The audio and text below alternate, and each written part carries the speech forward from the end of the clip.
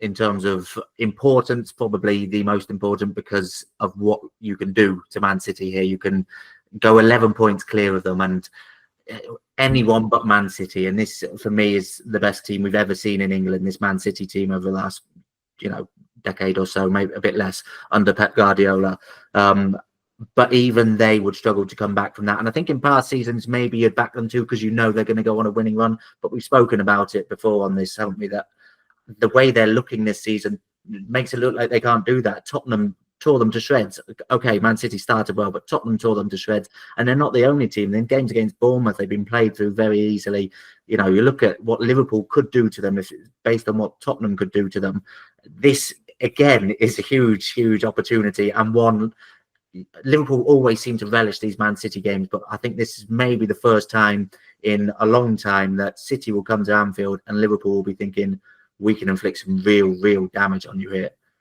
This is it. I mean, Pep Guardiola said in his press conference yesterday, ahead of the final game, that if they go 11 points behind, it's pretty much over for them in the title race. And I don't think he's trying to play mind games there. I absolutely think he's right, because it's not just a case of a great City side going 11 points behind, because you would fear them going on a 25-game winning run. They've done mad things like that in the past. But this team isn't capable of it. You can just clearly see it. As you say, they were played through by Bournemouth. I thought Fulham, they were very lucky to win. Wolves away, very, very fortunate to win that. And when you've seen City get bad results in previous seasons, it's often been they kind of hit the post 6 times and the opposition have scored with the 2 chances that they get, and they get unlucky in that way. Whereas this time, City have won some games they've absolutely not deserved to. And then when they've been defeated, they've absolutely deserved to be beaten. So we're not talking about the same City side. The Rodri injury and age has kind of caught up with them. And as Liverpool found out in that 2022-23 season, once your legs go in the centre of midfield, you can come up with any tactical plan you want, but you can't mask that. So I think City are not going to be in that sort of title contention. And I think Liverpool can essentially knock them out the title race by beating them at Anfield. I know that sounds like big talk in December, but 11 points is just going to be too much for a side that's got major physical problems. And I don't think, even a genius like Guardiola can mask that. So I think it's a huge opportunity for Liverpool to kind of almost put City to bed at such an early stage. So, and they've got to be confident they can do as well, because one thing Liverpool have got in central midfield is an awful lot of legs to run all over Manchester City, and then they've got pace to hurt them on the counter, and just to run all over them really. And they were always much better against them at Anfield generally. I mean, they were very unlucky not to beat them even last season when they were champions. So. I think Liverpool should be licking their lips going into this one and thinking it is a chance to put one of the big title rivals out of it as early as this. So they should be looking forward to it. So I mean, City would be out the title race then if Liverpool win. We think, is that title race over, or are Arsenal still a question mark if they're still 9 points behind at the come next week? I think the thing you would say about Arsenal is that I don't want to rule them out, because I think they've got it in them now to go on a very long run. You look at the fixture list, you look at the fact that their injuries are easing, they don't look as in bad shape, and I'm sure they won't get quite as many red cards in this next stage of the season. Some unfortunate moments for them really around that. But the big question mark for them is, look, they've probably got to go at 100-point pace now to get to around 90, which is, what you'd think it would probably need. And they've never done that. They've never got 90 points for a starting point, or this Arsenal team has never got 90 points. So that's a huge ask. But I wouldn't be quite as sort of eager to rule them out, because I don't think they've got huge underlying problems like Man City.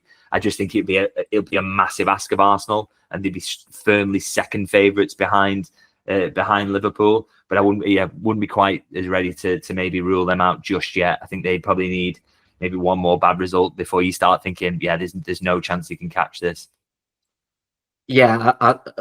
Looking specifically at the Man City game again, the sort of fear, and this is maybe a pessimistic way to look at it from a Liverpool point of view, but if there's one game that is going to get Man City and Pep Guardiola back up for it, it's Liverpool at Anfield, knowing that defeat knocks them out of the title race essentially. And that's the sort of fear. I'm recording this before they play Feyenoord in the Champions League. So at the time of recording, they've lost 5 in a row. That could have extended to 6 in a row, or they could have got back to winning ways. But I think if there's one fixture, maybe a lot of City fans will be looking at this fixture, the worst possible fixture. But I think Guardiola, the way he works, might be looking at it as, okay, this is maybe the best possible fixture to snap Man City out of this rut. And if they can get a win in this game, more than any other fixture that they could get a win in, that's the one that could maybe turn their season around. Yeah, and they'll definitely come with that extra determination. And you should always fear a side that's got someone like Erling Haaland in it who can score a hat trick out of absolute. You give him 3 chances. I know he's not kind of finishing at that rate at the moment, but I'm sure that will come back. He's absolute phenomenon, isn't he? Really. So you've got to be wary of them and the quality they possess. They can absolutely put you away. But like I say, I come back to that 22-23 season for Liverpool. And no matter what Jurgen Klopp did, he could not mask the fact that Henderson and Fabinho had physically gone off a cliff. Every little he maybe did with about 10 games to go when he starts to invert Trent, and that gives them a little bit more cover.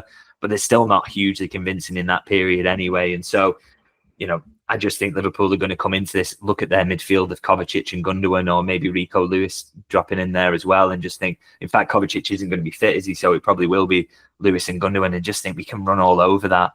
I don't care how determined Man City are. You can't account for the fact that there's a serious lack of physicality and legs in that central area.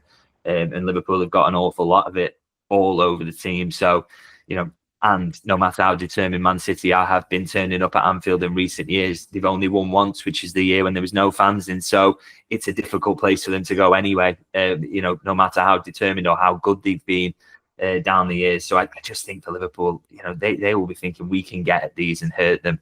And they should have every confidence that they can do. And honestly, if Guardiola kind of comes away with a win there, you've just got to kind of tip your hat, because it will be some tactical plan to mask all the problems that they've got at the moment.